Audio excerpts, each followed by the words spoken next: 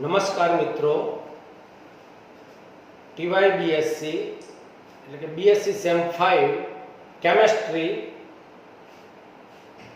Paper CCCH 502 એની અંદર unit number 3 nucleophilic substitution at saturated carbon એટલે કે સંતૃપ્ત કાર્બન પર થતી કેન્દ્રાનુરાગી વિસ્થાપન પ્રક્રિયાઓ વિશે આપણે અભ્યાસ કરવાનો છે। તો સૌપ્રથમ જોઈએ કે ન્યુક્લિયોફિલિક સબસ્ટિટ્યુશન કેન્દ્રાનુરાગી વિસ્થાપન, તો એના પહેલા આપણે એક ખ્યાલ મેળવવો પડશે કે પ્રક્રિયકોના પ્રકાર કેટલા અને કયા કયા। તો આપણે જોઈએ પ્રક્રિયકોના 3 પ્રકાર છે।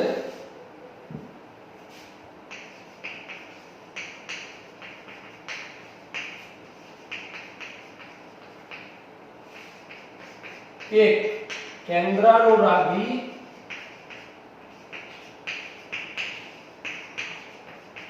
प्रक्रियको, 2 इलेक्ट्रॉन अनुरागी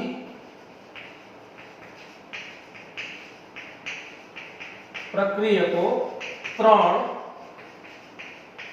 मुक्त मूलक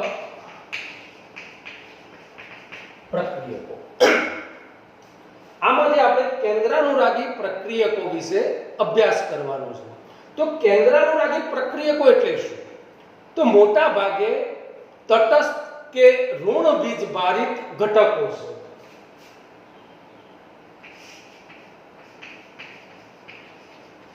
તટસ્થ કે ઋણ વીજભારિત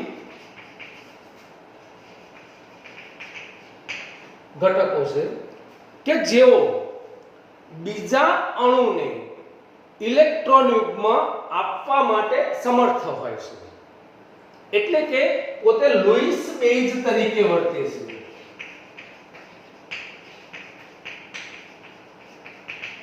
લુઈસ બેઝ તરીકે વર્તે છે। મોટા ભાગે કાર્બનિક અણુ જે હોય ઇલેક્ટ્રોન ઉણપ ધરાવતો હોય એવા પરમાણુ ઉપર કેન્દ્રાનુરાગી પ્રક્રિયકો આક્રમણ કરે છે અને પોતાની પાસે રહેલા ઇલેક્ટ્રોન યુગ્મ વાપરીને બંધ બનાવે છે। દાખલા તરીકે જે ઋણ વીજભારિત છે તો X- RO- OH- RCOO CN- NO2- વગેરે આ બધા ઋણ વીજભારિત છે કે જે પોતાની પાસે રહેલું ઇલેક્ટ્રોન યુગ્મ અથવા તો માઈનસ ચાર્જ આપીને બંધ બનાવે છે, અથવા તો જે તટસ્થ હોય એમની પાસે અબંધકારક ઇલેક્ટ્રોન યુગ્મ હોય છે। દાખલા તરીકે H2O એ પણ આપી શકે છે।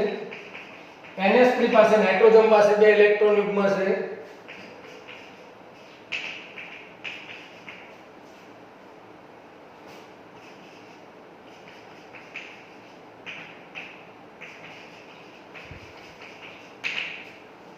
આ બધા જ પ્રક્રિયકો કેન્દ્રાનુરાગી પ્રક્રિયકો છે કે જેનો આપણે કેન્દ્રાનુરાગી વિસ્થાપન પ્રક્રિયાની અંદર આવા જ પ્રક્રિયકોનો ઉપયોગ કરીને કેવા પ્રકારની પ્રક્રિયાઓ થાય છે તે વિશે અભ્યાસ કરવાનો છે।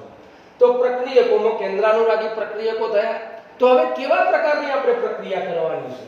તો વિસ્થાપન પ્રક્રિયા। તો પ્રક્રિયાના પ્રકાર કેટલા? તો મુખ્યત્વે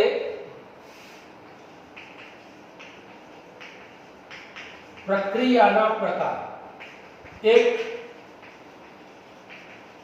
વિસ્થાપન પ્રક્રિયા, 2 યોગશીલ પ્રક્રિયા, 3 વિલોપન પ્રક્રિયા, 4 પુનઃ રચના પ્રક્રિયા। આની અંદરથી આપણે વિસ્થાપન પ્રક્રિયાનો અભ્યાસ કરવાનો છે। તો વિસ્થાપન પ્રક્રિયા એટલે શું? તો જે પ્રક્રિયાની અંદર સબસ્ટ્રેટના કોઈ એક પરમાણુ કે પરમાણુ સમૂહ, આ ખાસ ખ્યાલ રાખજો, સબસ્ટ્રેટના કોઈ એક પરમાણુ કે પરમાણુ સમૂહનું બીજા પરમાણુ કે પરમાણુ સમૂહ વડે વિસ્થાપન થતું હોય તો તેવી પ્રક્રિયાને વિસ્થાપન પ્રક્રિયા તરીકે ઓળખવામાં આવે છે અને મોટે ભાગે તે સંતૃપ્ત સંયોજનો અને એરોમેટિક સંતૃપ્ત સંયોજનો અને એરોમેટિક સંયોજનો ઉપર સૌથી વધુ વિસ્થાપન પ્રક્રિયાઓ જોવા મળે છે. તો હવે આપણે આ પ્રકારની કેન્દ્રાનુરાગી વિસ્થાપન પ્રક્રિયાઓ સંતૃપ્ત કાર્બન ઉપર જે થાય છે એનો અભ્યાસ કરવાનો છે. તો મોટે ભાગે સંતૃપ્ત કાર્બન ઉપર આવી પ્રક્રિયાઓ બેઝ વિસ્થાપન પ્રકારની હોય છે. કારણ કે કેન્દ્રાનુરાગી પ્રક્રિયકો લુઈસ બેઝ પ્રકારના છે, એટલે કે ઋણ ભાર દૂર થાય છે અને એટલે કે કોઈ પણ સબસ્ટ્રેટની અંદરથી, દાખલા તરીકે Rl પ્લસ ન્યુક્લિયોફાઇલ્સ આ સબસ્ટ્રેટ છે, આ કેન્દ્રાનુરાગી પ્રક્રિયક છે.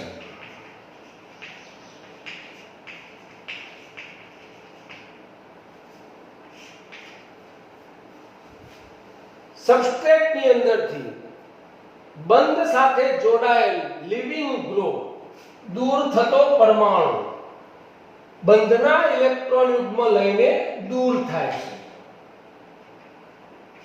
L-. કેન્દ્રાનુરાગી પ્રક્રિયક પોતાની પાસે રહેલું ઇલેક્ટ્રોન યુગ્મ આપીને નવો બંધ બનાવે છે, તેને નિપજ તરીકે ઓળખીશું.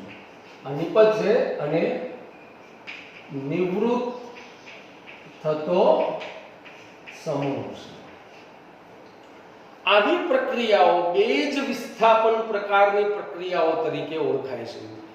મોટે ભાગે આવી પ્રક્રિયાઓની અંદર આલ્કિલ હેલાઇડ પ્રકારના સંયોજનો હોય તો એની અંદર વિશેષ જોવા મળે છે, કારણ કે આલ્કિલ હેલાઇડની અંદર હેલાઇડ જેવા નિર્બળ બેઝ ઝડપથી બંધના ઇલેક્ટ્રોન યુગ્મ લઈને દૂર થાય છે અને કેન્દ્રાનુરાગી તરીકે જો પ્રબળ બેઝ હોય તો પ્રબળ બેઝ વડે વિસ્થાપન થઈને આપણને નિપજ સારા પ્રમાણની અંદર મળે છે.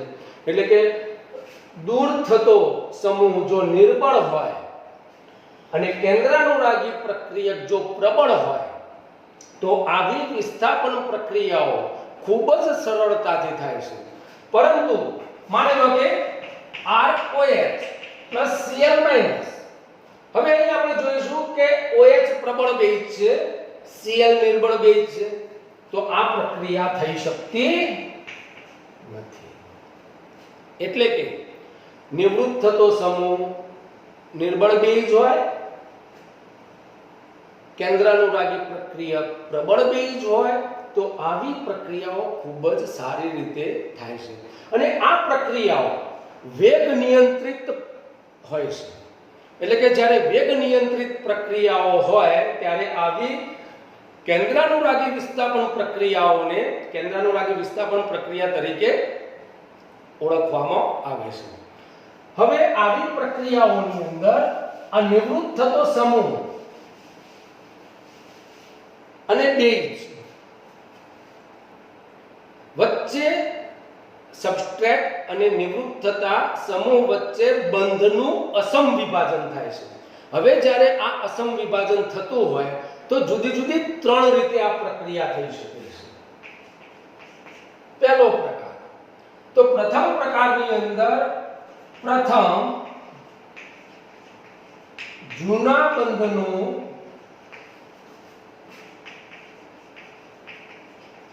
વિભાજન અથવા ખંડન,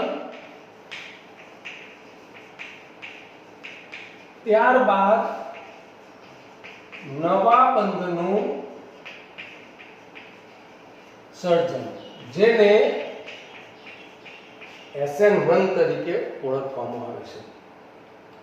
મોટા ભાગે જ્યારે આપણે વ્યવહારની અંદર જોતા હોઈએ ત્યારે કોઈ પણ બિઝનેસ, આપણે વ્યવહારની અંદર ઘણી બધી જગ્યાએ જોઈએ છે, મોટા ભાગના જે બિઝનેસ હોય છે ભાગીદારી વાળા હોય છે.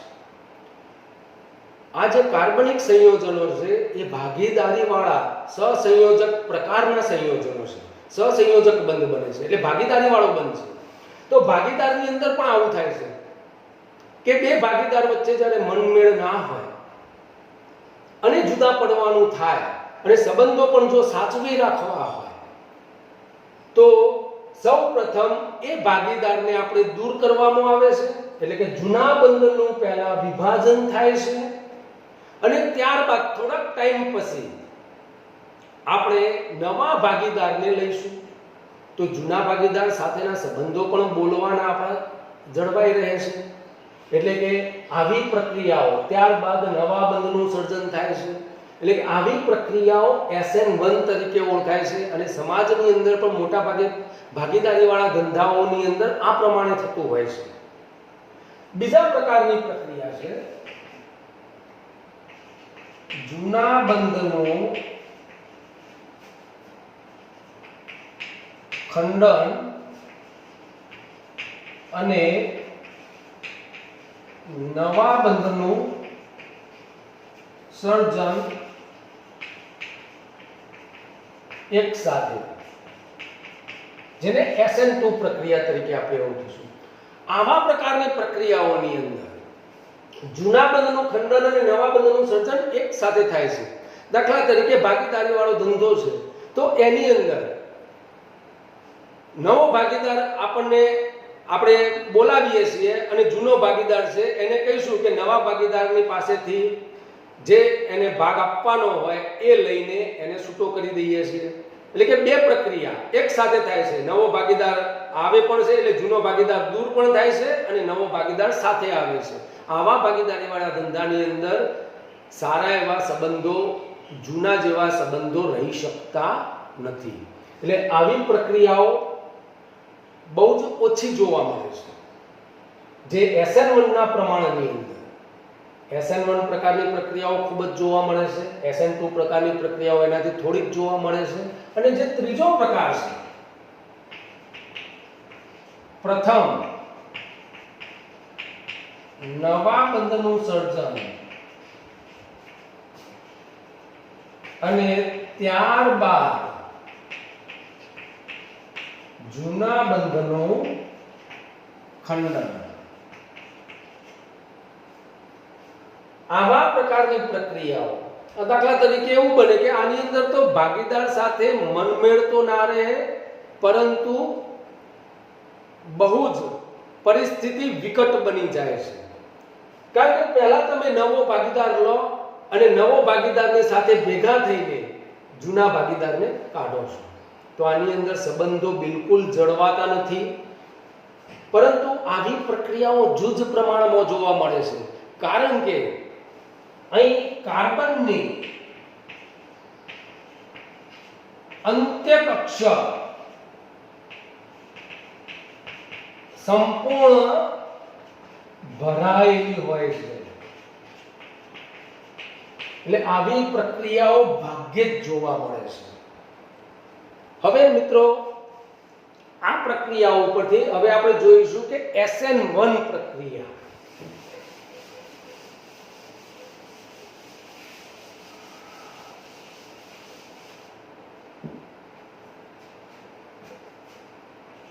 પ્રશ્ન એ પ્રમાણે પૂછાય કે કેન્દ્રાનુરાગી વિસ્થાપન પ્રક્રિયાની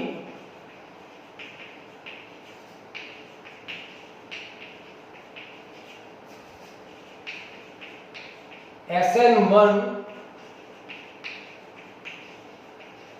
ક્રિયાવિધિ સમજાવો.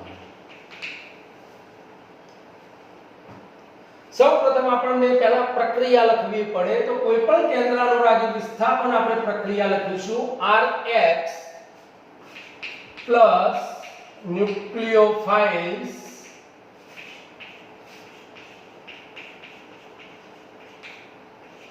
પ્લસ નિવૃત્ત થતો સમૂહ અથવા તો બંને ઇલેક્ટ્રોન લઈને દૂર થાય છે. આ પ્રક્રિયા બે તબક્કામાં થતી પ્રક્રિયા છે, એટલે કે આની ક્રિયાવિધિ આપણે બે તબક્કાની અંદર સમજાવવી પડે. તો પ્રથમ તબક્કાની અંદર Rx સબસ્ટ્રેટ આલ્કેલ હેલાઇડ છે. આ ધીમી અને પ્રતિવર્તી પ્રક્રિયા છે. આની અંદર ન્યુક્લિયોફાઇલ્સની હાજરીમાં એમનામ આલ્કેલ હેલાઇડ પડ્યો હોય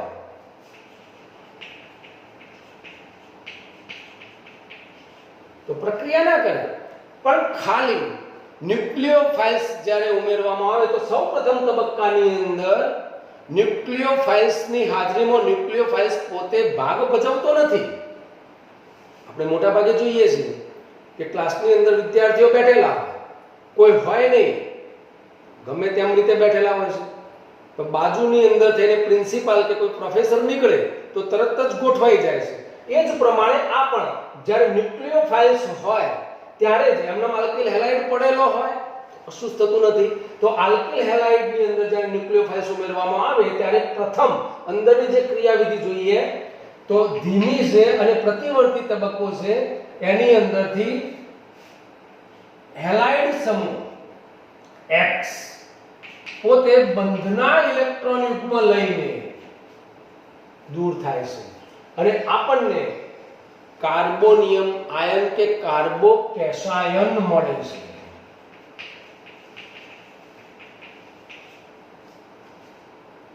નિવૃત્ત થતો સમૂહ.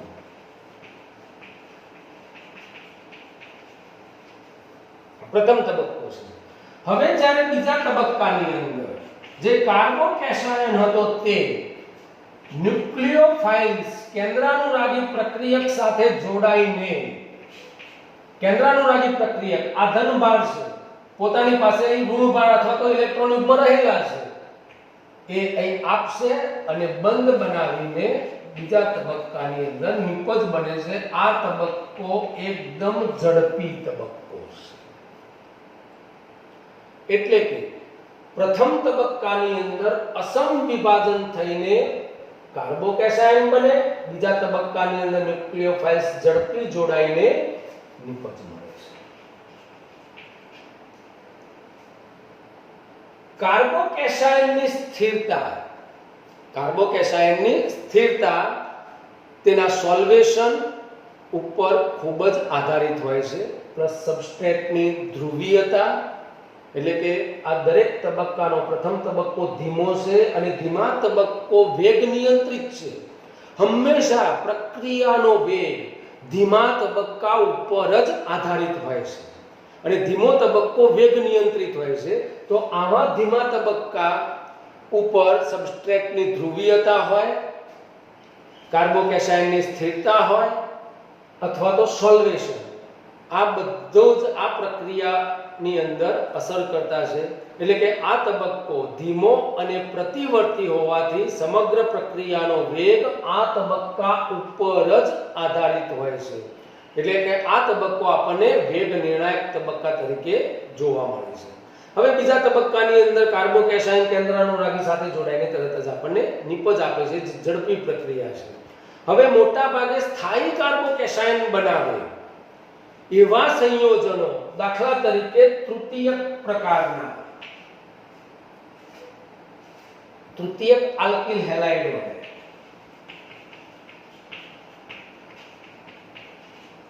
આવા સંયોજનો ઝડપથી SN1 ક્રિયાવિધિ આપે છે. દાખલા તરીકે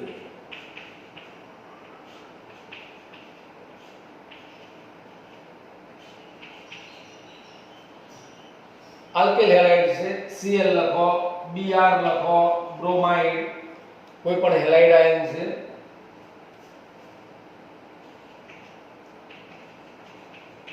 તૃતીયક આલ્કેલ હેલાઇડ. પ્રથમ તબક્કો ધીમો છે. અહીં આપણે ધીમો તબક્કો, એની અંદરથી બ્રોમાઇડ આયન છે એ પોતે અહીંથી દૂર થાય છે. Br માઈનસ બંધના ઇલેક્ટ્રોન યુગ્મ લઈને અને આપણને આ સંયોજન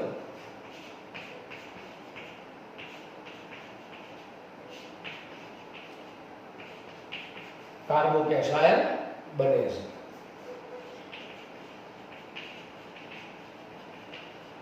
સમમિતીય અવસ્થામાં આવી જાય છે. આપણે સ્ટીરિયો કેમિસ્ટ્રીની અંદર આ જોઈ લઈશું. અત્યારે ફક્ત તૃતીયક આલ્કિલ હેલાઇડ પ્રથમ તબક્કાની અંદર બ્રોમાઇડ આયન બંધના ઇલેક્ટ્રોન યુગ્મ લઈને દૂર થાય છે અને અહીં કાર્બોકેટાયન મળે છે. હવે આ કાર્બોકેટાયનની અંદર બીજો તબક્કો ઝડપી તબક્કો છે અને OH- જે કેન્દ્રાનુરાગી પ્રક્રિયક છે તે જોડાય છે. હવે આ કેન્દ્રાનુરાગી પ્રક્રિયક અહીં જોડાય તો બંને જગ્યાએથી જોડાઈ શકે છે. આગળથી પણ જે જગ્યાએથી હેલાઇડ દૂર થયો તો તે જગ્યાએ અથવા તો બેક સાઈડથી પણ જોડાઈ શકે છે. એટલે આપણને બે પ્રકારની નિપજો મળે છે.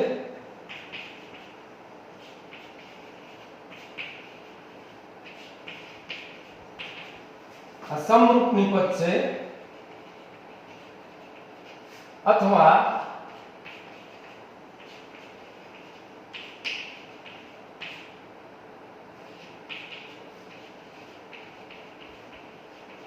વ્યસ્તરૂપ નિપજ. એટલે કે આ બંનેનું સરખું મિશ્રણ હોય એટલે એને રેસેમિક મિશ્રણ તરીકે ઓળખવામાં આવે છે. હવે આપણે જોઈશું કે આ પ્રક્રિયાનો જે વેગ છે તે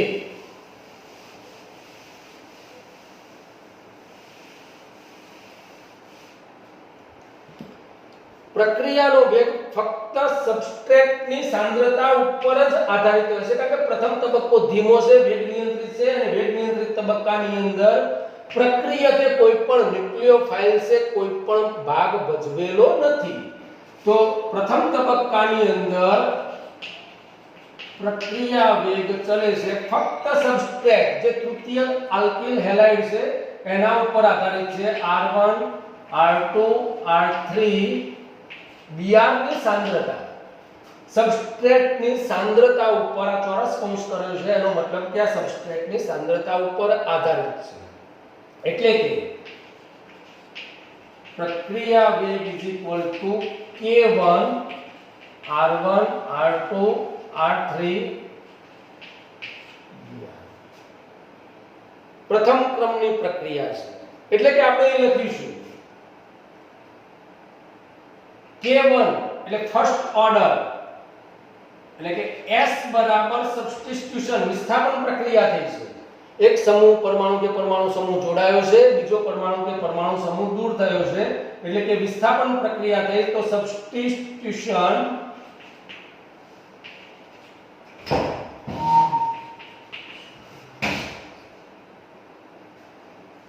ન્યુક્લિયોફાઇલ્સ N બરાબર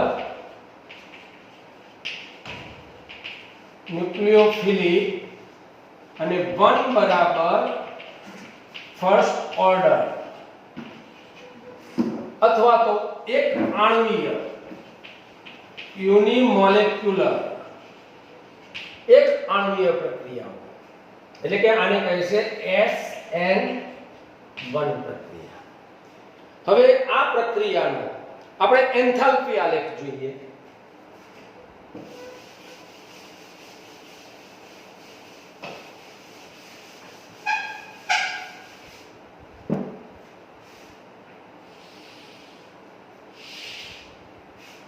અહીં થશે પ્રક્રિયા પ્રગતિ એટલે કે રિએક્શન ને અહીં છે એન્થાલ્પી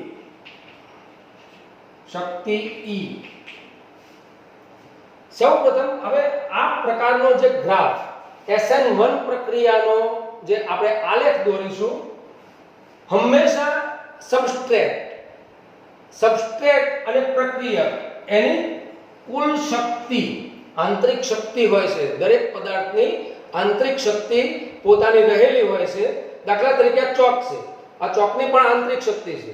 હા, એને ઉપર લઈ જાઓ તો આંતરિક શક્તિ E બદલાય છે. E બરાબર H + PV.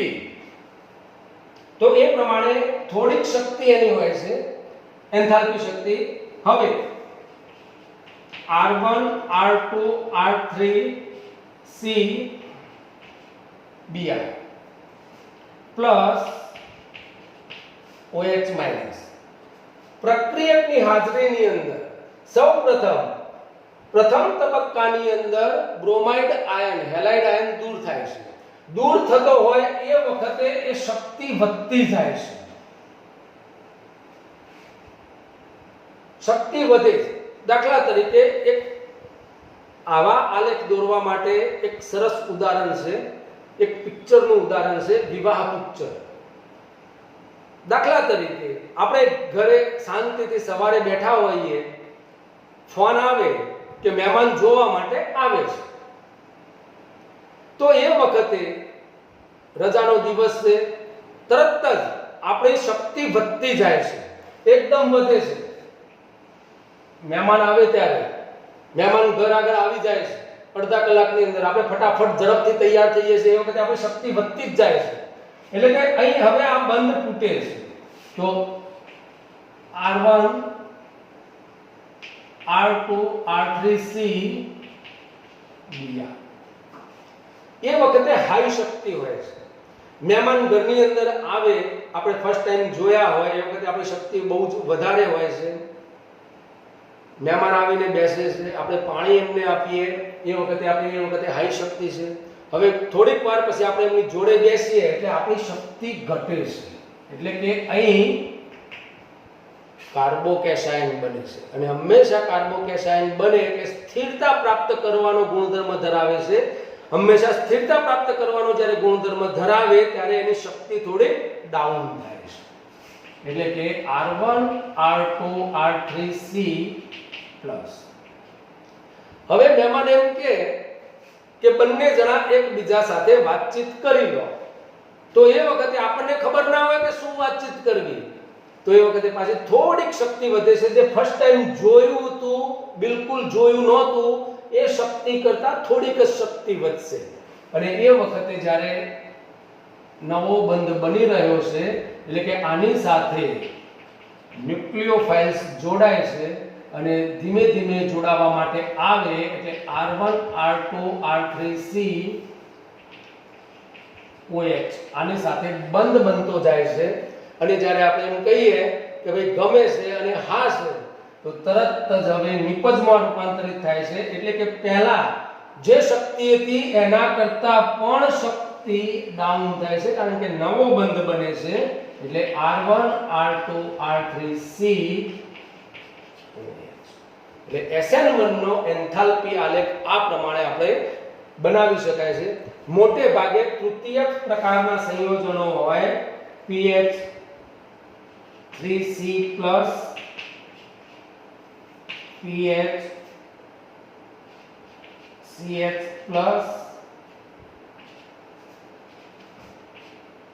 pH2CH+ pH